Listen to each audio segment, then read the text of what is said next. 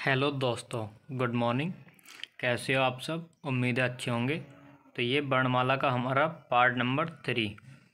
2 part हम पहले ही करा चुके हैं। अगर आपने वो वीडियोज़ नहीं देखी हैं तो जा कर के प्लेलिस्ट चेक कीजिए और वहाँ से वो वीडियो देख सकते हैं।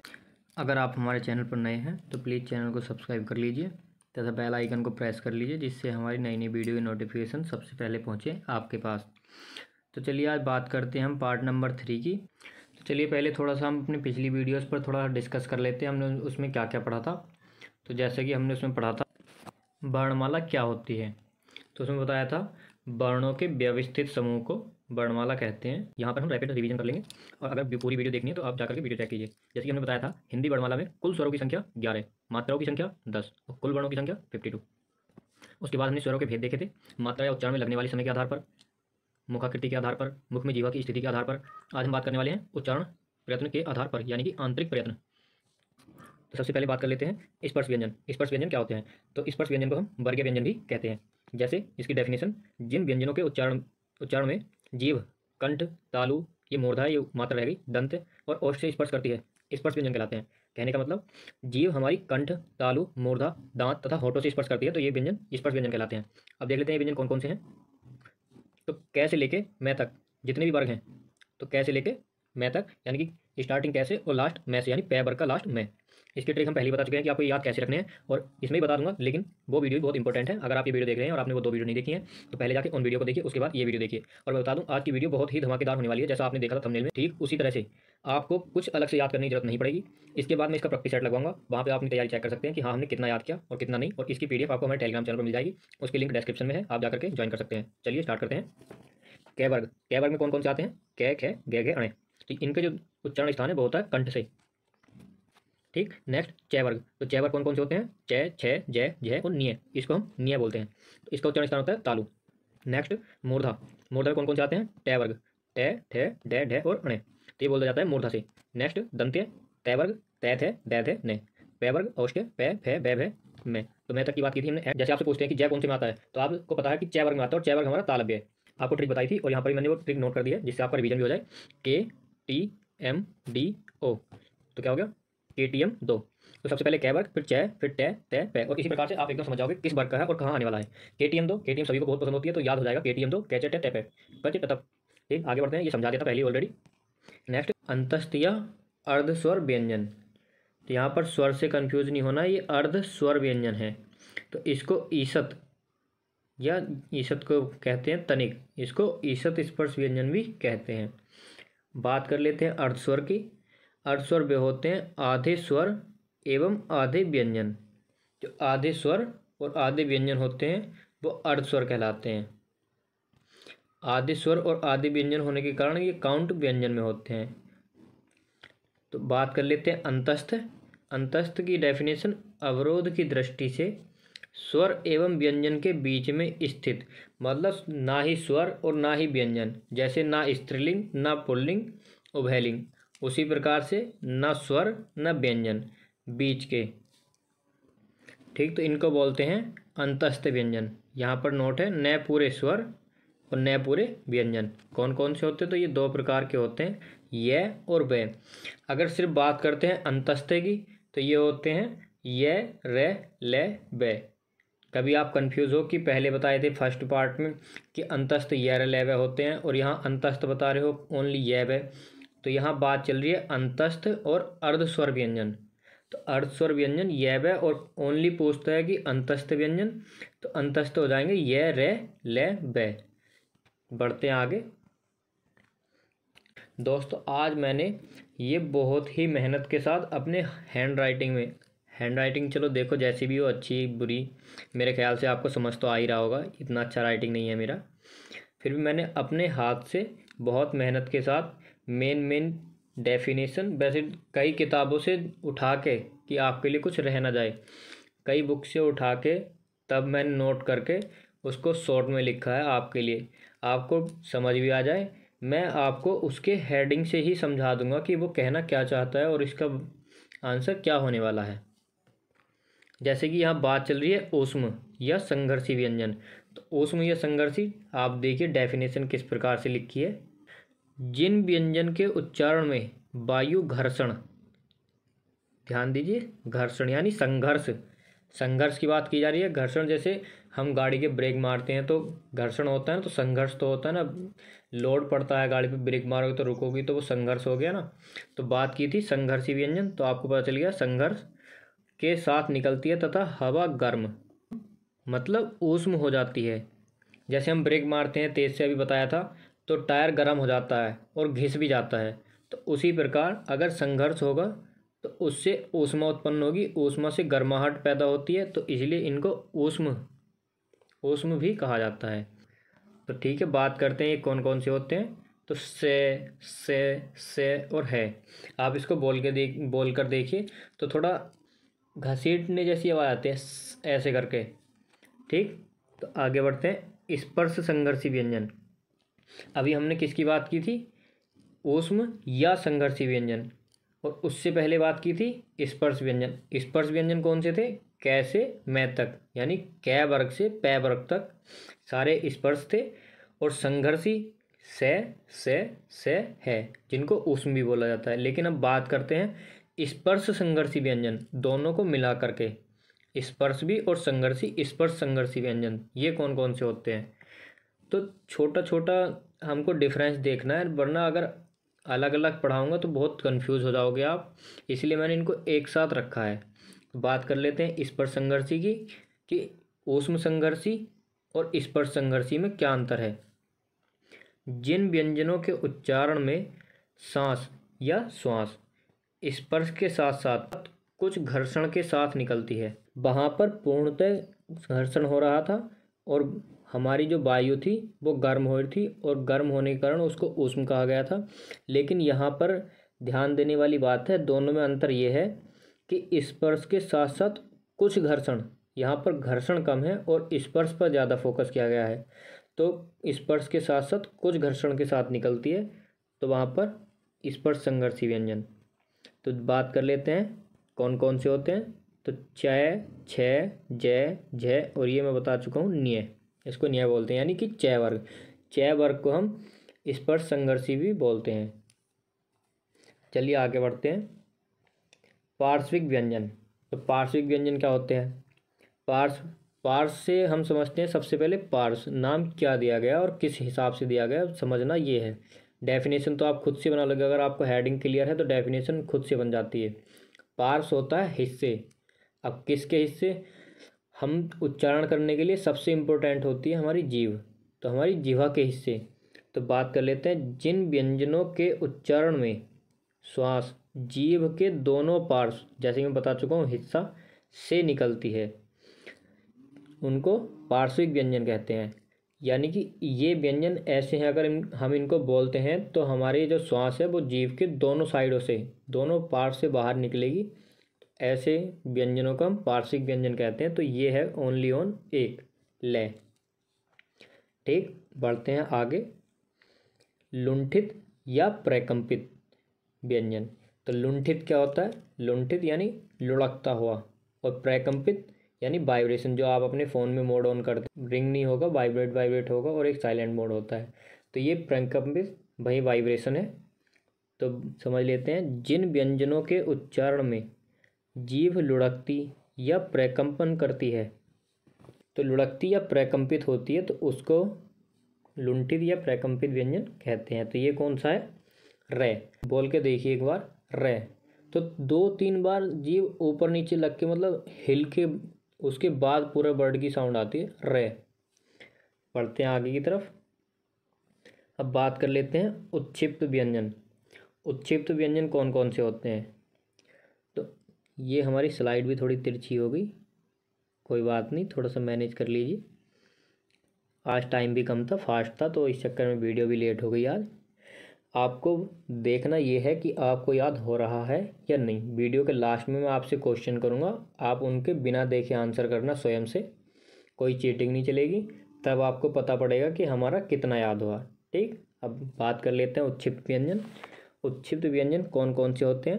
तो जिन व्यंजनों का उच्चारण जीभ की नोक को उलटकर मूर्धा को झटके के साथ कुछ दूर तक छूकर किया जाता है। जिन व्यंजनों का उच्चारण जीभ की नोक यानी कि सबसे आगे वाली जो नोक होती है उसको उलटकर, यानी वो उल्टी हो जाएगी आगे से। और मूर्धा, मूर्धा यानी कि हमारे मुंह का ऊपर वाला हिस्सा जो होता है, दांत के थोड़े से पीछे वाला ऊपर की साइड, मूर्धा को झटके से, मतलब जब हम बोलेंगे तो टक से लगेगी और कुछ दूर तक छू कर के आता है, तो वे कहलाते हैं उत्क्षिप्त व्यंजन। और ये लिखा है ताड़नजात व्यंजन, तो इनको हम ताड़नजात व्यंजन भी कहते हैं।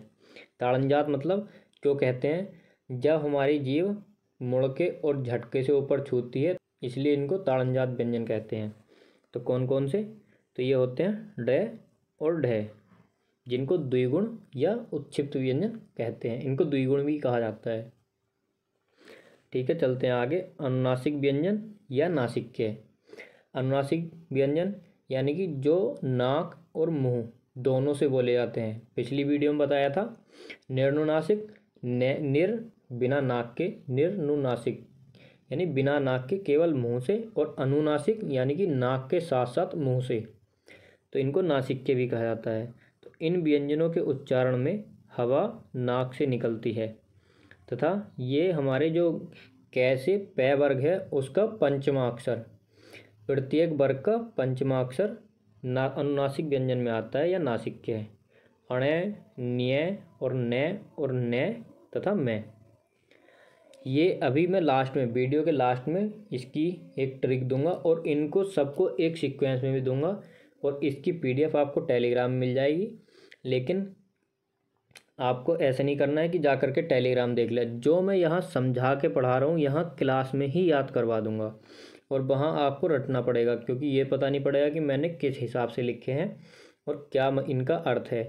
अभी आप देखना, वो तो सिर्फ आगे मतलब जब एग्ज़ाम टाइम में रिवीजन के लिए है, वहाँ से पीडीएफ खोल लो, क्योंकि टाइम कम रहता है। अब फिर से क्लास लोगे तो टाइम लगेगा, तो पीडीएफ खोल लो, रिवाइज़ करो, तुमको तुरंत ही याद आ जाएगा कि हाँ सर ने क्या पढ़ाया था। बात कर लेते हैं उच्चारण प्रयत्न, यानी उच्चारण प्रयत्न के आधार पर। पहले हमने बात की थी आंतरिक प्रयत्न, अब बात करते हैं हम बाह्य प्रयत्न। तो बाह्य प्रयत्न के आधार पर अघोष व्यंजन, और इनको घोषत्व के आधार पर भी कहा जाता है। तो अघोष व्यंजन, जिन व्यंजनों के उच्चारण में हवा गले या कंठ से निकलने पर स्वर तंत्रियों में कंपन नहीं होता, तो उनको कहते हैं अघोष। यानी अगर किसी के आगे ए लग जाए तो वो निगेटिव सेंस देता है, इसीलिए यहाँ पर तो यानी कि नहीं, तो यहाँ पर कंपन नहीं होता। बात कर लेते हैं अघोष की, कौन कौन से होते हैं। तो प्रत्येक वर्ग के प्रथम तथा द्वितीय व्यंजन, वर्ग कैसे मैं तक। अब यहाँ पर सबसे मोस्ट इम्पोर्टेंट ये हो जाता है, ये तो आप सभी को पता होता है कि पहला और दूसरा अघोष होते हैं, लेकिन से और से तथा है, सॉरी विसर्ग, से ये तीन तो ऊष्म और एक ऊष्म है होता है, लेकिन है को इसमें नहीं लिया गया है, इस है के स्थान पर विसर्ग। तो कै खे पहला दूसरा, चे छे पहला दूसरा, टैठ है पहला दूसरा, तैथ है पहला दूसरा, और पैफ है पहला दूसरा। अघोष पहला दूसरा, ठीक। तो पहला दूसरा कैसे पै वर्ग तक का पहला दूसरा अघोष। तथा सबसे मोस्ट इम्पोर्टेंट, मैंने जैसे कि कह रहा हूँ मैं, सबसे मोस्ट इम्पोर्टेंट ये चार, क्योंकि ये सब याद रह जाएंगे कि पहला दूसरा हिसाब लगा लोगे, लेकिन ये याद नहीं आता से और विसर्ग, ये अघोष हैं या सघोष हैं, ठीक। तो आपको ये ध्यान रखना है। बाकी जैसे कि बता चुका हूँ ट्रिक, तो वो है लास्ट के लिए। अब बात कर लेते हैं घोष व्यंजन। तो ये होते हैं जिन व्यंजनों के उच्चारण में हवा के कंठ से निकलने पर स्वर तंत्रियों में कंपन पैदा होता है। घोष में कंपन पैदा होगा और अघोष में कंपन पैदा नहीं होगा।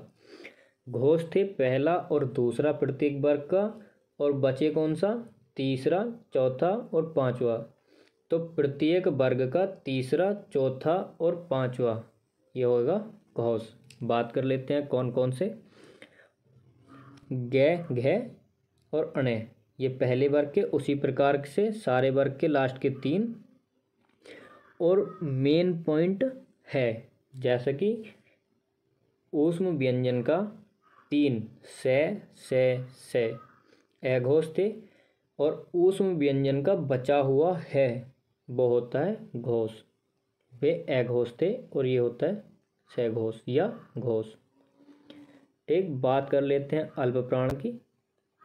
तो अल्प प्राण कौन कौन से होते हैं? अल्प प्राण जिन व्यंजनों के उच्चारण में श्वास कम मात्रा में निकले या श्वास का कम प्रयोग हो, कम मात्रा में प्रयोग में लाई जाती है, किसी प्रकार से बोल सकते हो, ये होते हैं प्रत्येक वर्ग का पहला, तीसरा, पांचवा।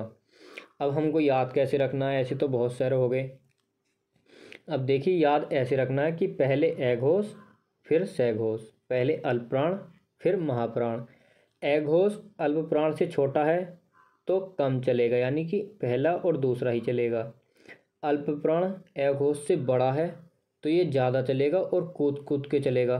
तो पहला, तीसरा और पांचवा, पहला, तीसरा और पांचवा व्यंजन, ये सिर्फ याद करने के लिए है। बाकी आपको आपकी सुविधा के अनुसार जैसे याद हो। मैंने जिस हिसाब से याद किया और मुझे जो कंफर्टेबल फील होता है उस हिसाब से आपको बता रहा हूँ। प्रत्येक वर्ग का पहला, तीसरा, पांचवा। अगर एघोष है यानी कि अल्प प्राण से छोटा वर्ड लगता है एघोष देखने में, पढ़ने और होता ही है, तो एघोष यानी कम, तो पहला, दूसरा, बाकी बचे कुछ सघोष। अल्प प्राण कूद कूद के चलेगा। कोई लंबा सा आदमी हो तो उसके कदम तो लंबे लंबे पड़ेंगे, और कोई बोना आदमी हो तो वो छोटे छोटे नन्हे नन्हे कदमों से चलेगा। तो अल्प प्राण पहला, तीसरा, पांचवा। अब देख लेते हैं ये कौन कौन से होते हैं। तो कै और गे और णे, कूद कूद के। ऐसे ही यहाँ तक, मैं तक आप खुद हिसाब लगा लीजिएगा। लेकिन यहाँ पर भी जो ध्यान देने योग्य बात है, मेन पॉइंट जो याद नहीं रहता, इसका आप हिसाब लगा लोगे। मैंने याद करवा ही दिया है, आपको सिर्फ रिवाइज करने की ज़रूरत पड़ेगी, बाकी याद करने की भी ज़रूरत नहीं पड़ेगी, यहीं से ही याद हो जाएगा। आप खुद से क्वेश्चन लगा सकते हो वीडियो के बाद में, तो आप देखोगे कि हाँ हमको कितना याद हुआ। तो ये रे ले बै, इसको आप ऐसे ही बोल सकते हो कि अंतस्थ व्यंजन अल्प प्राण होते हैं, अंतस्थ अल्प प्राण। ठीक, चलते हैं आगे। महाप्राण, बात कर लेते हैं महाप्राण की। तो जो अल्प प्राण से बचा है वो महाप्राण को मिलेगा, जैसे जो एघोष से बचा था वो सघोष को मिलेगा। इसी प्रकार पहला, तीसरा, पांचवा अल्प प्राण बचा कौन सा? दूसरा और चौथा। इसकी डेफिनेशन, जिन व्यंजनों के उच्चारण में श्वास की मात्रा अधिक लगती है। अल्प प्राण, प्राण मीन्स वायु, तो अल्प, अल्प मीन्स कम, तो वायु कम लगी तो अल्प प्राण। इसी प्रकार प्राण, वायु, महा, मतलब महा मीन्स महान या ज़्यादा, तो यहाँ पर ज़्यादा लगेगी तो महाप्राण। तो ये प्रत्येक वर्ग का दूसरा और चौथा तथा समस्त ऊष्म वर्ण, जितने भी ऊष्म वर्ण हैं वो सब, वो भी जो बचे हुए हैं। ठीक, तो से और है ऊष्म व्यंजन बताए थे, से और है। दूसरा, चौथा प्रत्येक वर्ग का, और समस्त ऊष्म वर्ण कितने थे? 4, चारों वर्ण ये होते हैं महाप्राण। और अंतस्थ जो होते हैं वो होते हैं अल्प प्राण। बात करते हैं विसर्ग। विसर्ग क्या होता है? हालांकि आप सब जानते होंगे विसर्ग क्या होता है, फिर भी मैं आपको बता दूं। विसर्ग का प्रयोग स्वर के बाद किया जाता है। विसर्ग का प्रयोग स्वर के बाद किया जाता है, और इसका प्रयोग हिंदी के तत्सम शब्दों में होता है। कहाँ होता है इसका प्रयोग? हिंदी के तत्सम शब्दों में। जैसे फॉर एग्जाम्पल प्रातःकाल, दुख आदि, प्रातःकाल, दुख आदि ऐसे शब्दों में विसर्ग का प्रयोग किया जाता है।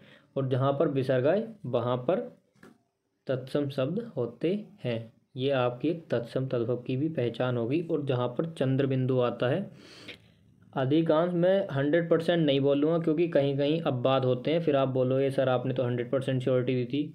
मैं 98% की श्योरिटी देता हूँ। जहाँ पर चंद्र बिंदु होता है वहाँ पर तद्भव शब्द होते हैं। विसर्ग ध्वनि, बात कर लेते हैं विसर्ग ध्वनि कैसी होती है। जैसे कि मैंने बताया था, ऊष्म, 3 ऊष्म, है को छोड़कर 3 ऊष्म और विसर्ग, ये एघोष होते हैं। तो विसर्ग ध्वनि एघोष होती है, ऑलरेडी बता चुका हूँ, रिवाइज हो गया, आप पहले ही समझ गए होंगे। बात कर लेते हैं संयुक्त व्यंजन या संयुक्त अक्षर। संयुक्ताक्षर, संयुक्ताक्षर मतलब संयुक्त अक्षर, संयुक्त प्लस अक्षर दीर्घ संधि, संयुक्ताक्षर। छः किस किस से मिलकर बना है? संयुक्त का मतलब ही होता है कि दो या दो से अधिक चीज़ों के मेल से बनी कोई भी चीज़ हो। संयुक्त कोई ग्रुप हो, तो एक का तो ग्रुप होता नहीं, 2 या 3 बंदों को संयुक्त किया जाए तो उसको ग्रुप बोल सकते हैं। तो कै के नीचे हलंत है और प्लस से, कै और से, ये होता है 6। बात कर लेते हैं त्रय। तो त्रय साउंड दे रहा है तय और रै की, तो ये त्रय। और गे आप देख सकते हैं, अगर आपको समझ नहीं आ रहा तो देखिए, ये जो गे है ये जय की तरह बना हुआ है, ठीक, और इसको मोड़ दिया तो यहाँ से ये न्याय की तरह बना हुआ है, उधर से जय की तरह। इसको अगर आप मिटा दें तो ये इस टाइम न्याय हो गया, थोड़ा तिरछा करके है, इसको मैं अच्छे से बना देता हूँ। ये न्याय और ये जय, यहाँ तक का पोर्शन जय मान लेते हैं और न्याय। समझ तो गए होंगे मैं आपको क्या समझाना चाह रहा हूँ। तो ये आपको इसलिए समझा रहा हूँ, जहाँ भी गया आगा आपको रटने की कोई आवश्यकता नहीं पड़ेगी, किस किस वर्ड से मिलकर बना है। अगर आप ध्यान से गया को देखेंगे तो इसी में आपको जय और न्याय मिल जाएगा, ठीक। बात कर लेते हैं श्रेय की। इसी प्रकार अगर बात करते हैं श्रेय की, तो श्रेय आप कभी इस वाले से ऐसे लिखने लगो, से प्लस रे, कन्फ्यूजिंग वाले जो भी तुम्हारे कन्फ्यूजन है वो मैं सारे क्लियर करके चलूँगा। इसीलिए मैंने थंबनेल में लिखा है कि धमाकेदार क्लास। बाकी आपको पढ़ के लगे कि हाँ बाकी धमाकेदार क्लास है, और वीडियो देखते देखते ही सारे याद करा दूंगा। संयुक्त व्यंजन भी रटने की आवश्यकता नहीं पड़ेगी, किस किस से मिलकर बना है।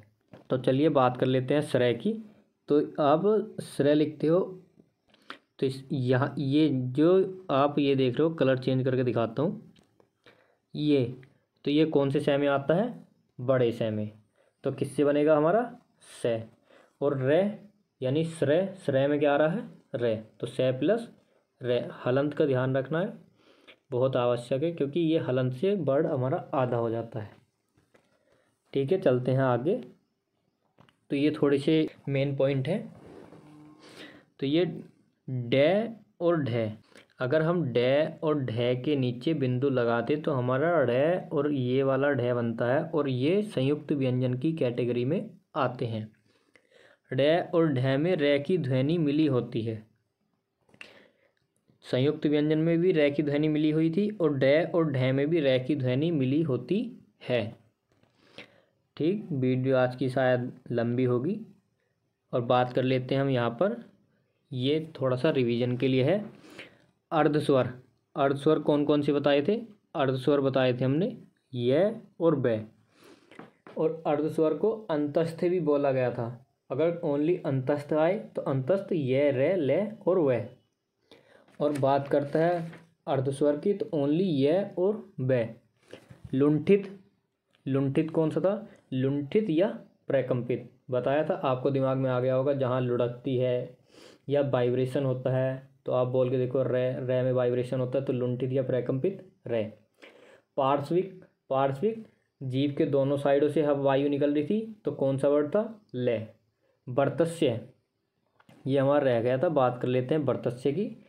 तो वर्तस्य से, रे, ले और ने। अब इसकी ट्रिक बता देता हूँ, वैसे ट्रिक मानो या थोड़ा सा रिलेट करके याद करने वाली बात है।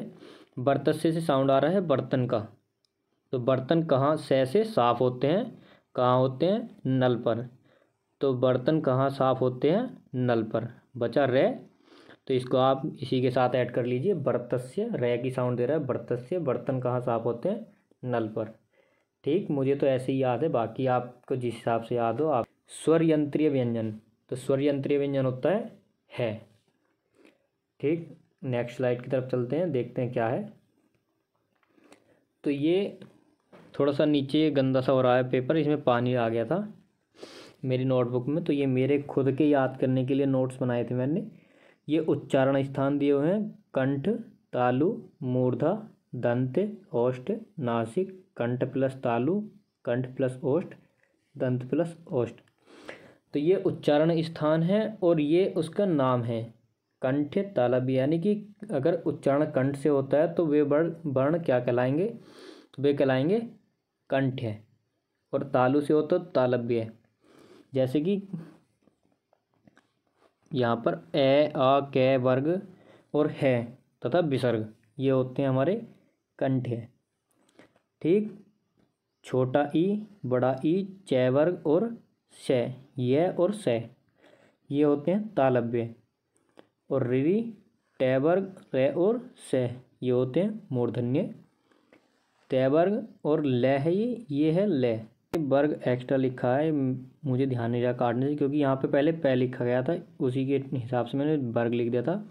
ये ले है, तो तै वर्ग और ले कोमा से ये होते हैं हमारे दंत्य। छोटा ऊ, बड़ा ऊ और पै वर्ग ये होते हैं ओष्ठ है। ये मैंने एक साथ इसलिए लिखे हैं कि जब मैं आपको ट्रिक से बताऊंगा तो वहाँ पे सारे के सारे तो मतलब लिखना पॉसिबल नहीं था, वरना उसमें मतलब खिचड़ी टाइप सी हो जाती पूरी ट्रिक में, तो मज़ा नहीं आता उसमें। आप यहाँ से सारे कवर कर लोगे, उसके बाद याद रखने का तरीका वो है हमारी ट्रिक। ये नासिक्य या अनुस्वार, तो ये पंचमा अक्षर होता है अनुनासिक या नासिक। ए और ए ये होते हैं कंठतालव्य। ओ और औ कंठोष्ठ, व दंतोष्ठ।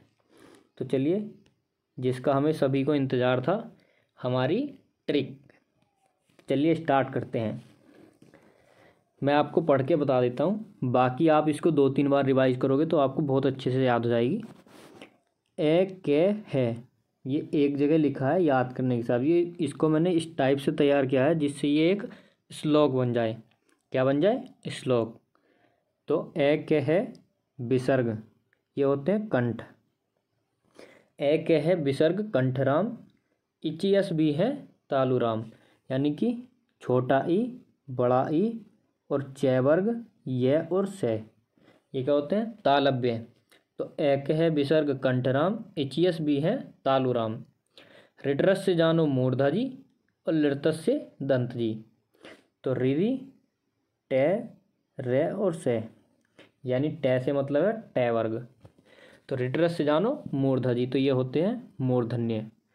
ये मैंने राइमिंग के लिए ले लिख दिया है। ले रे मैं बता चुका हूँ ये नहीं होता, वो जो था उसको ख़त्म कर दिया गया है, अब उसको नहीं लेते हैं यूज में। तो यहाँ से आप सिर्फ ले पर फोकस कीजिए। तै वर्ग और से ये होते हैं दंत्य। उप आते हैं ओष्ठ में। तो छोटा ऊ और बड़ा ऊ तथा पै ये आते हैं ओष्ठ में, केवल व दंतोष्ठ में। सिर्फ और सिर्फ दंतोष्ठ में वह आता है। नासिका से पंचमा अक्षर, जैसे ही मैंने आपको पीछे बताया था, पंचमा अक्षर कहाँ है? ये रहा, अनुनासिक नासिक। तो ये स्लाइड इस काम में आएगी। आपको ट्रिक बताई है, ट्रिक पढ़िए और इस स्लाइड में देखिए, आपको ऑटोमेटिकली कब याद हो जाएगा आपको भी पता नहीं चलेगा। तो नासिका से पंचमा अक्षर, जिह्वा रखे प्रकोष्ठ में।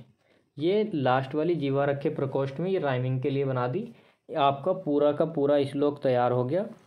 अकह विसर्ग कंठराम, इचियस भी है तालुराम। ऋटरस से जानो मूर्धा जी, लृतस से दंत जी। उप आते हैं ओष्ठ में, केवल व दंतोष्ठ में।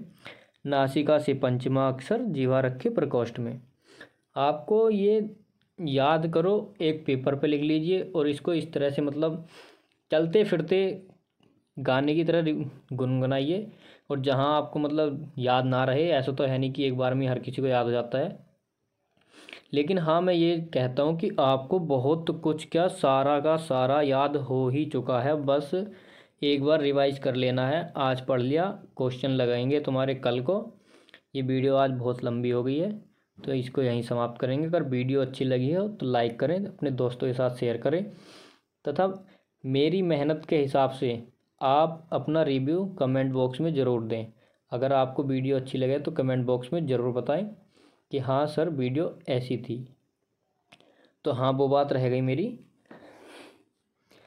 एक पेपर पर लिख लें और चलते फिरते फ्री टाइम में इसको गुनगुनाइए, और जहाँ आपको याद नहीं रहता वहाँ पर पेपर निकालिए और एक बार देख लीजिए, आपको ऐसे याद हो जाएगा जैसे कोई सॉन्ग सुनते हैं एक बार और याद हो जाता है ना, उसी प्रकार से। तो चलिए वीडियो को यहीं समाप्त करते हैं।